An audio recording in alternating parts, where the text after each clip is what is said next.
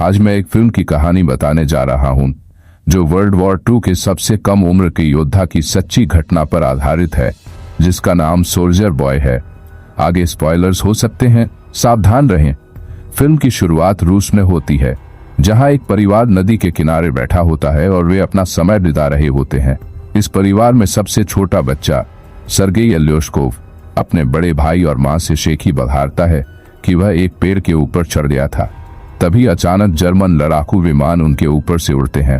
मां अपने बच्चों से कहती है कि जल्दी से झाड़ियों में छुप जाए, लेकिन 6 साल का बच्चा कहता है कि वह नहीं डरता और गुलेल से विमान पर हमला करता है। सभी के आश्चर्य के लिए वह विमान को हिट कर देता है और उन्हें विस्फोटित कर देता है, लेकिन जब वह चारों ओर देखता है तो उसका परिवार गायब होता है। सर्गेई भयभीत होकर इस सपने से जाग जाता है और अपनी मां को पुकारता है। तभी कोई उसके दरवाजे पर दस्तक देता है।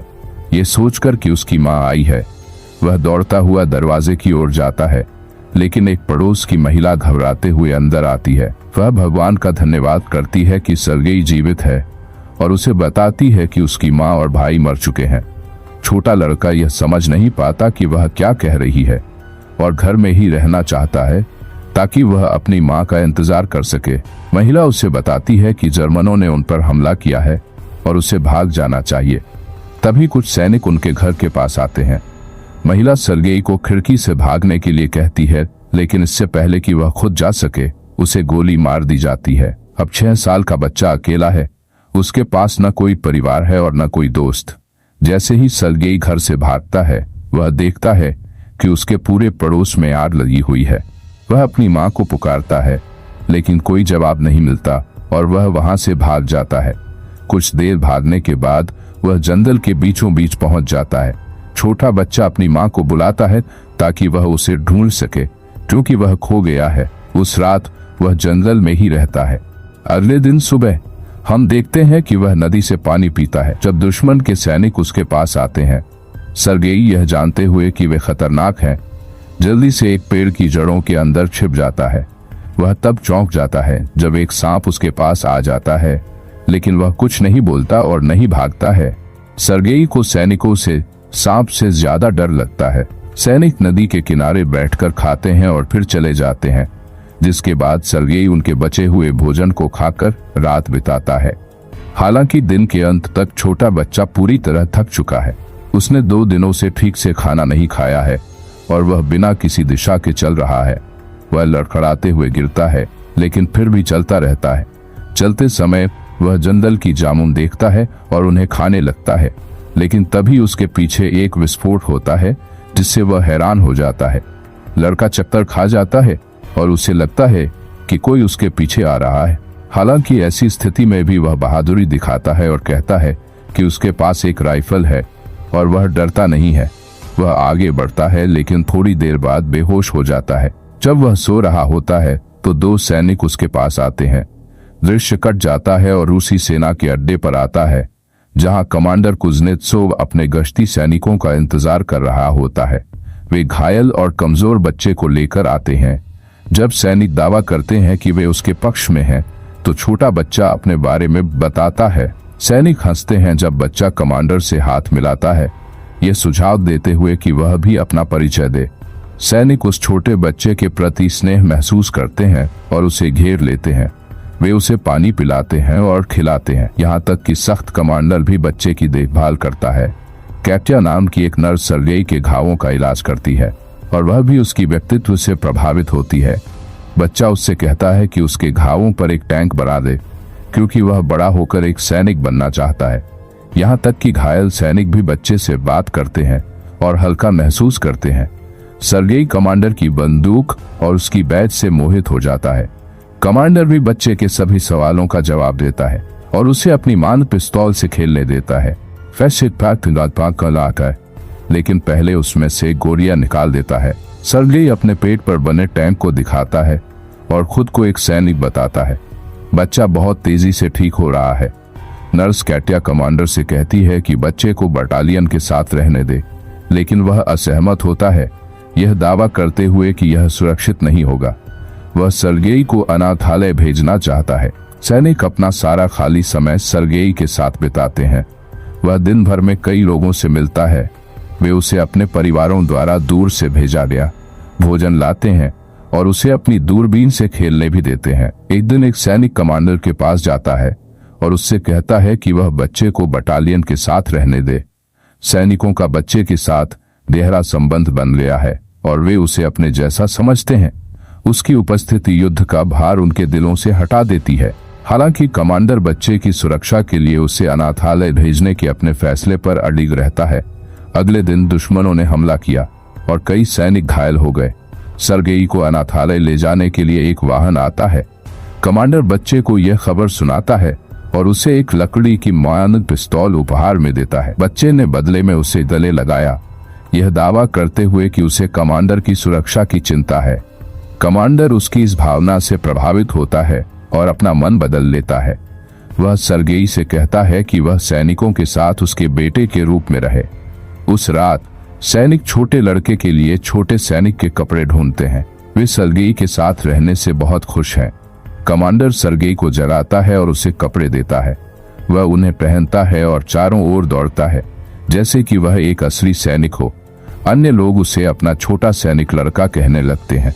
जैसे ही बच्चा दौड़ता है, जर्मन बटालियन पर हवाई हमला करते हैं। सैनिक जल्दी से सर्गेई को सुरक्षित स्थान पर ले जाते हैं और दूसरों से लड़ते हैं। घायल सैनिकों की संख्या तेजी से बढ़ रही है। सर्गेई खुद को उपयोगी बनाना चाहता है, इसलिए वह प्यासे सैनिकों को पानी लाता है। उनमें से एक उससे अपने परिवार द्वारा भेजे गए पत्र को पढ़ने के लिए कहता है, क्योंकि उसकी आंखों पर पट्टी बंधी होती है। छोटा लड़का मदद करना चाहता है, लेकिन उसे पढ़ना नहीं आता। वह पत्र को लेता है और उसमें लिखी बातों को बनाकर पढ़ने लगता है। दावा करता है कि सैनिक की गाय घर पर सुरक्षित है। जब सैनिक कहता है कि उसके पास कोई गाय नहीं है, तो दूसरे उसे कहानी के साथ चलने के लिए कहते हैं और हंसते हैं। वह अन्य सभी के पत्र भी इसी तरह पढ़ता है और उन्हें खुश करता है। अगले दृश्य में हम कैटिया और कमांडर को बात करते हुए देखते हैं। दोनों एक दूसरे की ओर आकर्षित लगते हैं, लेकिन अपनी भावनाओं को स्वीकार नहीं करते। बाद में सर्गेई कमांडर से कहता है कि वह बटालियन में एक आदेशक पद का है और खुद को उसी रूप में परिचय देना शुरू कर देता है। हालांकि लड़का तब एक सैनिक के स्टेशन को देखता है जो हमले में नष्ट हो गया है। कमांडर उसे सिखाता है कि मृत सैनिक को सम्मान देने के लिए अपनी टोपी कैसे उतारनी है। अगले दिन वह कमांडर से उसे एक मिशन देने की जिद करता है और उसे सैनिकों के बीच पत्र वितरित करने का काम सौंपा जाता है। वह अपना काम कुशलता से पूरा करता है और सैनिकों को उसके लिए नाचने तक कहता है। अगले दिन सर्गेई दूरबीन के साथ बेस से थोड़ा दूर चला जाता है। खेलते खेलते वह देखता है कि एक घास के ढेर के अंदर किसी की टांग हिल रही है। वह तुरंत बटालियन के पास लौटता है और सैनिकों को अपनी खोज के बारे में बताता है। सैनिक पहले तो संशय में रहते हैं, लेकिन बच्चे के साथ वहां जाने का फैसला करते हैं। जब वे घास के ढेर के पास पहुंचते हैं तो उन्हें 2 जर्मन जासूस छुपे हुए मिलते हैं। जासूसों को गिरफ्तार कर लिया जाता है और बच्चे की बुद्धिमत्ता की तारीफ की जाती है। उस रात कमांडर सर्गेई को उसके गोद लेने के कानूनी कागजात दिखाता है। अब वह आधिकारिक रूप से सर्गेई का पिता बन गया है। सर्गेई कमांडर की कैटिया के प्रति भावनाओं को जानता है, इसलिए उसकी कृपा का बदला चुकाने के लिए वह कमांडर को कैटिया के पास ले जाता है ताकि वह अपने दिल की बात कह सके। लेकिन वे देखते हैं कि कैटिया किसी अन्य व्यक्ति से बात कर रही है और गलती से मान लेते हैं कि वह किसी और में रुचि रखती है। इसके बाद बेस पर जर्मनों का फिर से हमला होता है। इस बार सर्गेई अपनी पूरी कोशिश से सैनिकों की मदद करता है। वह मोर्चे पर तैनात सैनिकों को गोला बारूद पहुंचाता है, लेकिन सैनिक उसे खतरनाक होने के कारण वापस शेड में जाने का आदेश देते हैं। जब वह शेड में पहुंचता है तो देखता है कि कमांडर और अन्य लोग घबराए हुए हैं, क्योंकि कर्नल से उनका संपर्क टूट गया है। एक सैनिक को टूटे हुए तारों को ठीक करने के लिए भेजा जाता है। सर्गेई सैनिक के पीछे पीछे जाता है और देखता है कि वह घातक रूप से घायल हो गया है। वह मरते हुए सैनिक से पूछता है कि तारों को कैसे ठीक किया जा सकता है और खुद ही इसे ठीक कर देता है। संपर्क बहाल हो जाता है और अधिक सैनिकों को बुलाया जाता है। 6 साल के इस बच्चे ने सबकी जान बचा ली। बाद में हम देखते हैं कि कमांडर और कैटिया नदी के किनारे बात कर रहे हैं। कमांडर आखिरकार अपने प्यार का इजहार करता है और कैटिया से सर्गेई की मां बनने की गुजारिश करता है। कैटिया खुशी से झूम उठती है। लेकिन इससे पहले कि वह कुछ कह सके, एक सैनिक आकर कमांडर को एक पत्र देता है जिसमें बताया गया है कि उन्हें बेस से हटा दिया गया है। अगले दिन सभी सैनिक सर्गेई के साथ अपने नए बेस के लिए रवाना होते हैं, लेकिन रास्ते में वे एक माइंस फील्ड से गुजरते हैं जिससे उनके कुछ वाहन उड़ जाते हैं। कमांडर घायल हो जाता है और उनके समूह के आदेशक जो सर्गेई के करीबी थे विस्फोट में मारे जाते हैं। सर्गेई रोते हुए कमांडर को गले लगाता है। वे घायल सैनिकों को अपने साथ ले जाते हैं और अपने नए बेस की ओर यात्रा जारी रखते हैं। जब वे अंततः दूसरे बेस पर पहुंचते हैं तो वे कमांडर के नेता जनरल से मिलते हैं। जनरल भी बच्चे की महत्वाकांक्षा से प्रभावित होते हैं और कमांडर को इतने होशियार बच्चे के लिए बधाई देते हैं। अगले दिन उनकी डिवीजन को एक गार्ड का ध्वज और बच्चे को भी सम्मानित किया जाता है। जनरल द्वारा बैच दिए जाने पर वह वादा करता है कि वह अपने देश की रक्षा करेगा। एक रात उनका बेस क्रूरता से जर्मनों द्वारा फिर से हमला किया जाता है और कमांडर मलबे के नीचे फंस जाता है। सर्गेई अपने पिता के लिए रोता है और उसे बचाने की कोशिश करता है। वह अन्य सैनिकों को बुलाता है जो अंततः कमांडर को बाहर निकालते हैं। अगले दिन सर्गेई घायल कमांडर के पास जाता है। उसके हाथ भी कमांडर को बचाने की कोशिश में घायल हो गए थे। बच्चा अब टीम का एक अविभाज्य हिस्सा बन चुका है। उसका परिवार अब उसके पास नहीं है और वह जहां भी युद्ध में सैनिकों के साथ जाता है। फिल्म के अंत में रेजिमेंट को एक अन्य बेस की ओर जाते हुए दिखाया जाता है। एक आवाज पृष्ठभूमि में कहती है कि उसने स्टेलिंग्राद की लड़ाई में भी भाग लिया था और सैनिकों के साथ पोलैंड तक पहुंच गया था। वह अब तक का सबसे कम उम्र का सैनिक माना जाता है और उसकी वीरता की यह कहानी अब पूरी दुनिया में फैली हुई है। वीडियो पसंद आई हो तो लाइक करें और ऐसे ही शानदार वीडियो देखने के लिए सब्सक्राइब जरूर करें।